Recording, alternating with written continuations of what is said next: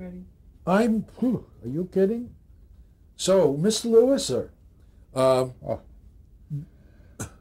1950, Dean and I did the first telethon out of WNEW New York. That was the flagship. The flagship meaning they also had stations in New Jersey and Connecticut. And as we grew over the next few years, which was 50 to about 53, I think, that Dean helped me do it. Then we were on hiatus from 53 to about 57. And in the interim, Dean and I had split up. And then I was doing the telethon local New York, New Jersey, and Connecticut from 57, 58, 59. Then in 1960, I started to travel to get stations, because we were on 3 stations, New York and 2, whatever that was. By 1960, I was already getting 70 stations, 90 stations, 61, 62. I'm into 104 stations. 66, we went national. I had taken those years to put everybody in place and then finally get them to go with us when we went national. So we were the first telethon to ever go in color, the first telethon to go coast to coast. And by the time we went into 1970, I had 213 stations.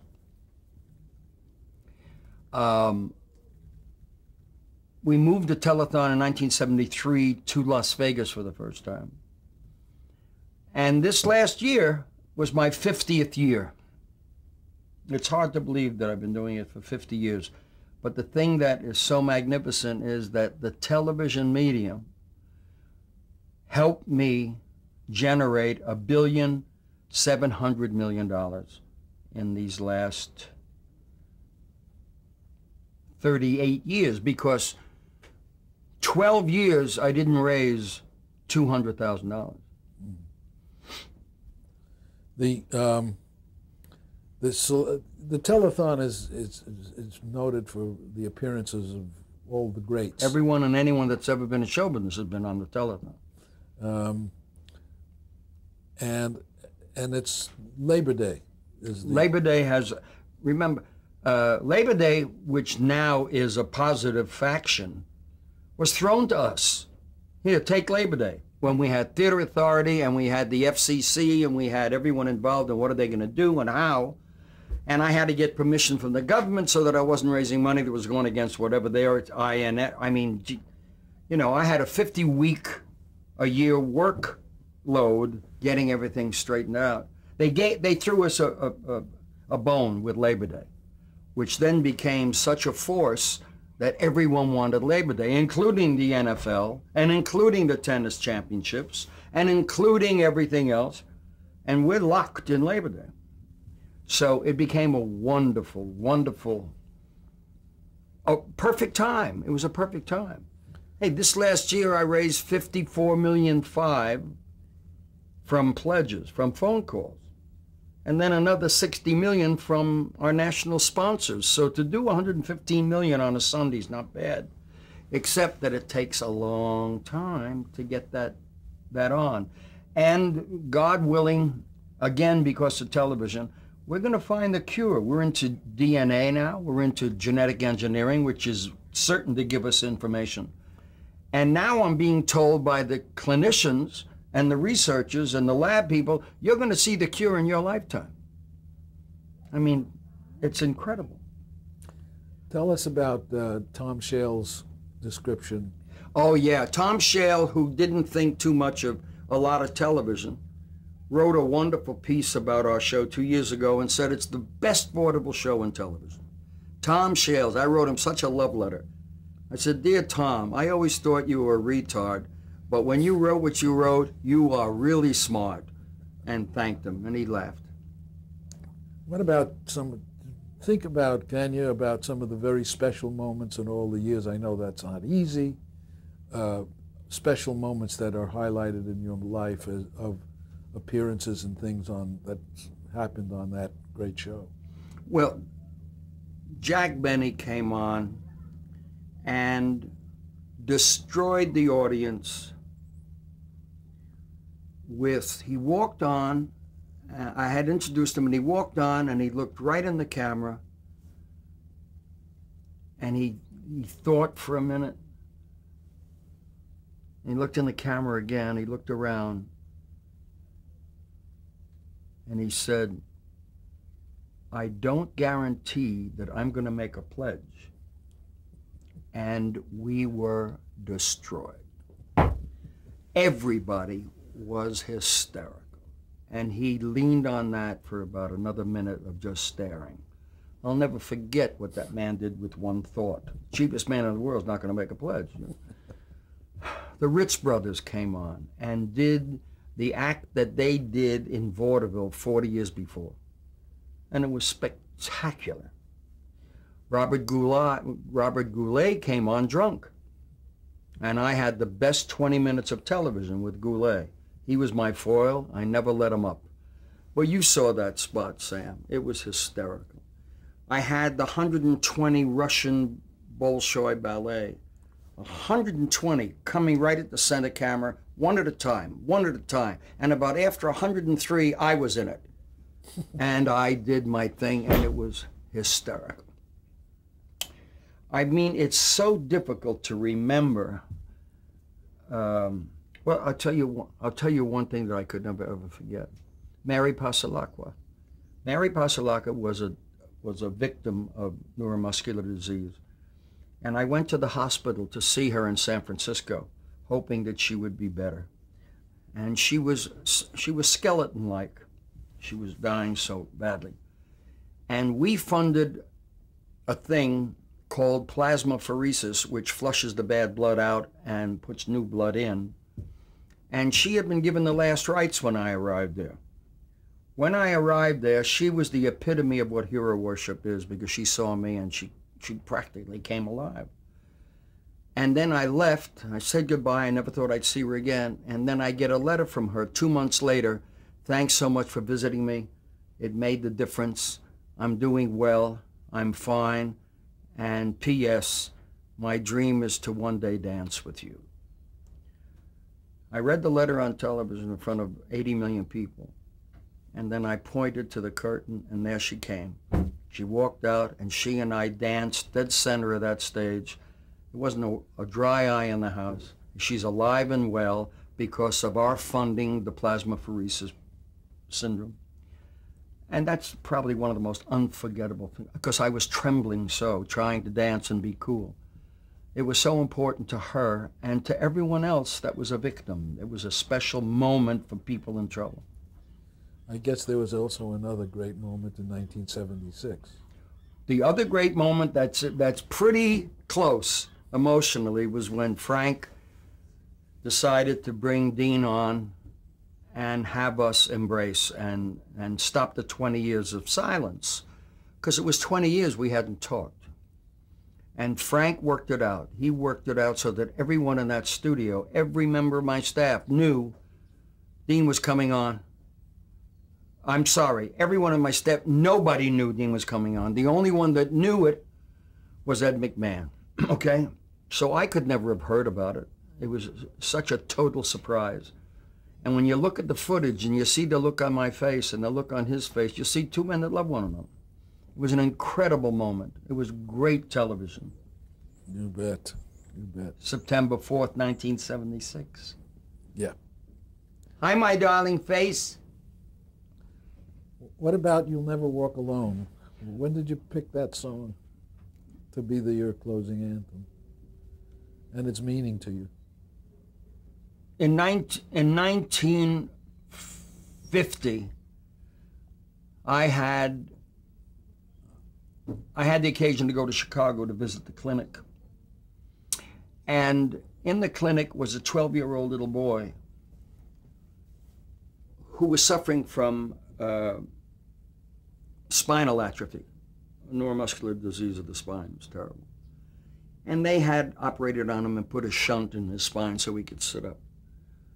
And when he saw me, he said, "I got to tell you something. I love what you do." And I think I was in New York and I saw your telethon, which was like for 2 hours. He said, and I just love what you do. And you know, you should have a theme song. 12 years old. I said, what do you mean a theme song?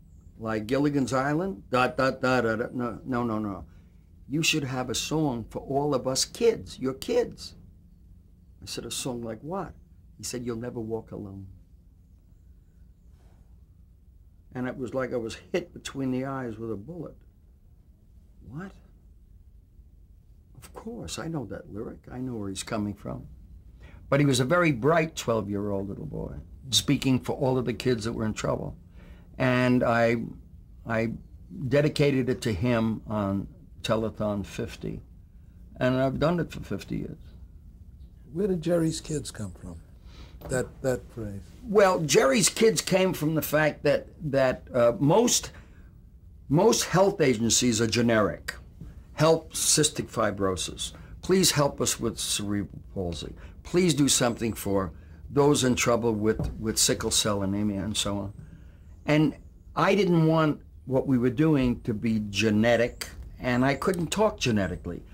And I one night on the air, I said, I think you people have to know what I feel for my kids and what I feel for them. And I went on and I was doing a pitch hoping to raise funds.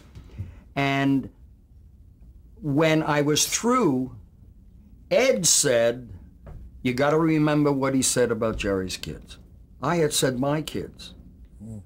He put it into Jerry's Kids and it clicked. I know this is a stupid question, but Okay. I'm famous for I'll give that. you a stupid answer. Yes. No, you're not. Okay. How long will you intend to keep doing the telethon? Till it's done. I will do the telethon until I get it done or get as close to possible, finishing it. The sad thing is that if we got the cure tomorrow, we'd have to first do a telethon to support that, to support what we had to do.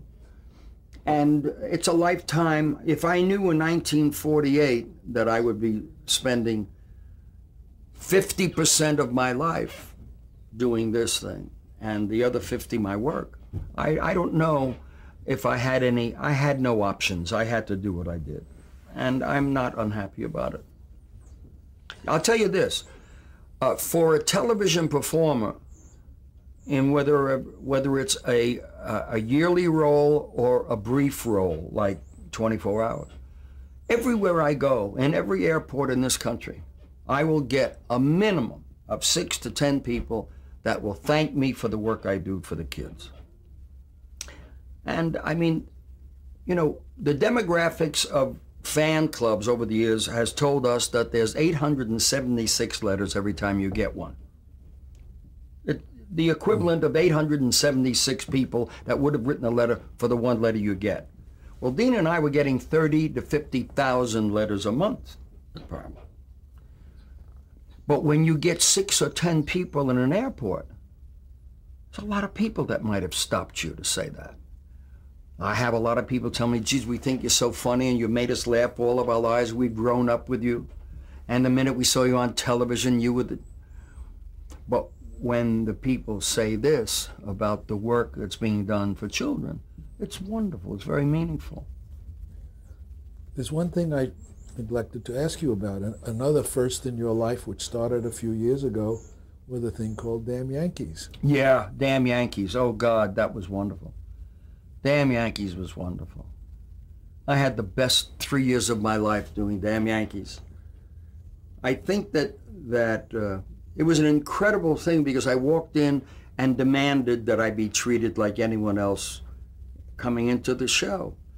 Everyone had these wild ideas. Oh, Jerry Lewis is coming into the Damn Yankees. He'll fix that role. He'll rewrite that, and we'll do this, we'll do that. Well, I came into it like a professional. Tell me where to stand. What are the words? What must I do? And I never deviated from that. I was as pure a professional as you would believe. Never stepped out of character. I did it all, and it was incredible. Shocked everybody. And I'll tell you something interesting. Peter Bogdanovich came to the theater one night, and he came backstage. He said, I'm still crying. He was so touched by the fact that I was on Broadway finally, and that the show was so terrific. And he said, I have to tell you something.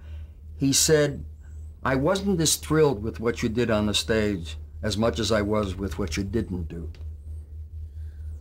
I remember one performance where you were just being just as good as anything, and the kid who was standing opposite you just couldn't look in his face without He broke up. broken up, and it was just spinning. And he was behaving himself, but the kid... I was just looking at him nice.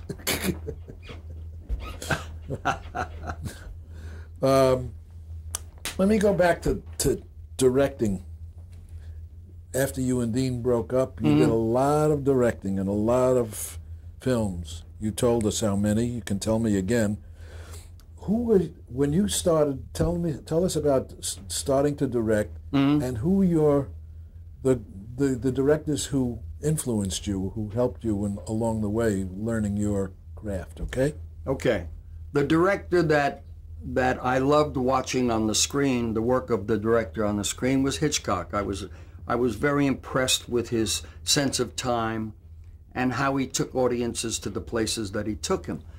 But that was just I was in awe of his directorial prowess.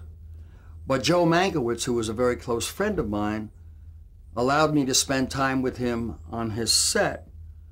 And what I learned during All About Eve would be like any other kid going to Harvard or Yale for 4 years.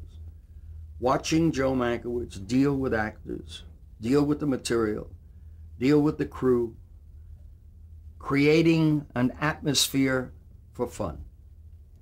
And his line to me was, if you can create an atmosphere for fun, you're going to get exemplary work.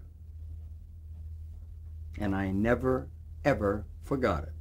So that every sign on every set of mine read, this is not a closed set, you're welcome, please come in. And then I had bleachers for visitors. And what it did for me was it allowed the ham and me to stay alive.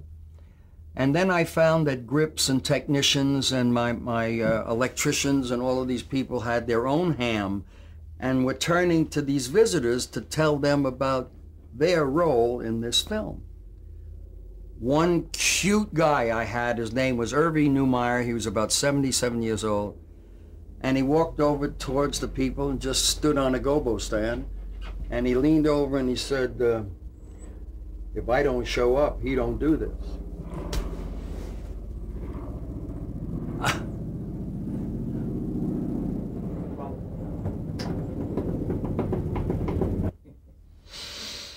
What was the critical reaction to your first film, and what was it? My first directorial effort was The Bellboy, and it was incredible. People flocked to see it, and the critics, I don't know what happened to them, they loved it. They thought it was innovative. It was wonderful. It was a series of nonsensical situations, no plot. And the star of the film never spoke. It was a mime film up to the last scene. And I had written it with an idea of doing something about the old, why didn't you ask me? Why didn't you ask my opinion? No, what is it? I would have told you. Well, nobody asked me. And I took that idea and made a film out of it. Now, the interesting thing is that I shot it at the Fontainebleau in Florida, and I was appearing there, but I needed a film for Paramount. So they said they wanted to release Cinderfella. I said, no, I made that for a Christmas. That's a Christmas movie. And I produced Cinderfella, and I did everything, including the album and the backstory and footage on the set. And I mean, I really did a sell job, and I wouldn't let them release it in the summer. It was a family movie. I wanted it for the Christmas. So Barney Ballerman said to me, hey, I don't care what I release July 2nd. Give me a movie. I said, I'll have a movie for you. Now, I'm opening at the Fontainebleau on January the 4th, 1960. I opened in the La Ronde room of the Fontainebleau Hotel, and that night, I started to write. I wrote a 168-page screenplay in 9 days. I had a crew in place in 14 days. We were shooting on the 16th day. And 36 days later, I went to Vegas to open there, and I was editing in the bowels of the theater. And I gave Paramount The Bellboy on July 1st. Paramount, while editing, said, "We don't know if we want to be involved in a silent movie." I said, "It's not a silent movie. Everyone in the movie's talking. The kid doesn't talk." "Well, we don't know." I said, "I'll tell you what. I'll pay for the movie, and you're not involved." They said, "Terrific." Now, the movie cost me $990,000 to make. To date, I've seen upwards of $100 million that movie has made, while tickets were a quarter. Paramount's not thrilled when they hear anything about this story. How do you feel is your greatest filmmaking success, and why, of all the pictures you did? My greatest filmmaking success for me was The Nutty Professor, because it was a labor of love and because I examined it so carefully. Sam, I wrote 10 screenplays for The Nutty Professor. The one that I shot was #1. I never edited #1. I never went back to #1 to see if I left #1 as it was and shot it. Now, I got to tell you one that you'll enjoy. I'm sitting on my boat in 1960 writing. And I'm trying to get a name for Julius. God damn it, I don't want it to be Julius O'Brien or Julius Goldberg. I want it to be what a nerd would have for a name. And I'm looking over at the edge of my boat, and I'm in a kelp bed. Julius Kelp. That's it. That's how it happened right here. You're also responsible in the film industry for a very important technological advance. Yeah. Describe that to me. When I decided to direct myself, when I realized that I would be doing that. In 1957, I flew to Japan. I met with Mr. Morita and the Sony Corporation, and I told them what I had in mind. They built me an Aku camera that I sat next to the BNC camera and locked in a parallax from 4 feet back. It would be perfect. In from that to 4 feet. This way, it would be out of parallax. And they helped me put together what now is known as the Video Assist. The Video Assist is used by every director in every motion picture in the world today. What I did with it was I set up 18 monitors all over the Fontainebleau, because that was the first time I had a chance to use my invention. And a scene that called for me to make an entrance while the 2 ladies are talking at the desk, I'm watching on a monitor. If they were good, I make my entrance. If they were bad, I'd cut and get it fixed, go and tell them, and so on. So wherever my eye line was on a monitor, so that I knew that my camera was stopping on the mark that I gave them, that there was no mic in the shot, that everything I had planned, I had monitored, and I'm doing scenes with people there's no dialogue. They're doing all the talking, but I had wonderful chances to drift and check. We didn't get videotape until '63. So I used almost 30 monitors in the Ladies' Man, and it was wonderful. And I love every time a production company goes into production and they use my Video Assist, which means my daughter will never go to a community college. You also directed two television shows that were very